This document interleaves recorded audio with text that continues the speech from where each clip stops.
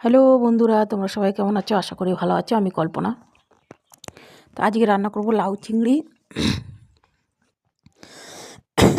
ঠান্ডা লেগেছে। তা লাউ চিংড়ি রান্না করার জন্য তেলটা গরম করে দিয়ে দিলাম। তেলের উপরে রাঁধুনি সম্বারা দিয়েছি আমি।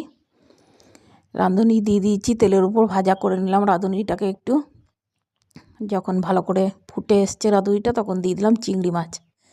তা খুন্তিটা আগে দিয়ে আমি চিংড়ি মাছটা দেওয়ার আমার কারণ আছে। কেননা যখনই চিংড়ি মাছটা দেবো খুব তেলের উপর করবে, নুন ঠুন দেওয়া হয় নাই তো, খুব ছিটকাবে। ওর জন্য খুন্তিটা দিয়ে আস্তে করে নামিয়ে দিলাম মাছটা। এবার আমি পরিমাণ মতন নুন হলুদ দিয়ে চিংড়ি মাছটা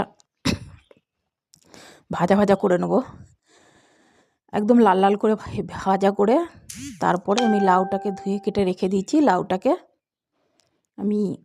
লাউটাকে দিয়ে ভালো করে একটু কষিয়ে নেবো ঢাকা দিয়ে দিয়ে। নুন হলুদ পরিমাণ মতন সব দিয়ে দিয়েছি আমি। 4-5টা, বেশি দিইনি, 4-5টা কাঁচা লঙ্কা দিয়েছি। শুধু কাঁচা লঙ্কাই দিয়েছি, আর কিছু না। এতে মশলা আর কিছু দেবো না, কেননা লাউ চিংড়িতে মশলা বেশি দিলে ভালো লাগে না। আর নামানোর সময় হালকা কোনো রকম অমৃতর মতন একটু চিনি দেবো।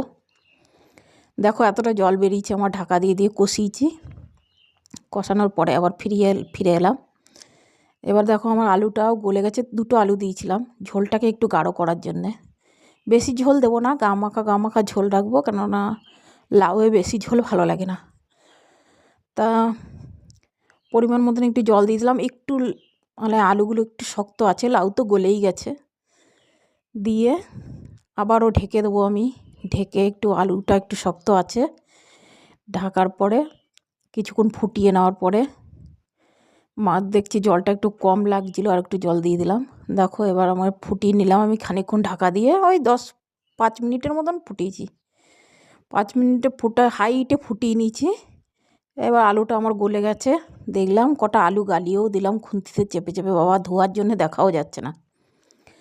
তারপর দিয়ে দিলাম আমি মশলা দিয়েছি নামানোর সময়, জিরে ধনে গুঁড়ো আমার ভেজে গুঁড়ো করে কোটো রেখে দিয়েছিলাম আমি, সেটাই দিয়ে দিলাম 2 চামচ। আর ধনে পাতা দিয়ে একটুখানি চিনি দিয়ে নামিয়ে নেব। দেখাই যাচ্ছে না, দেখো ধোয়া ধোয়া।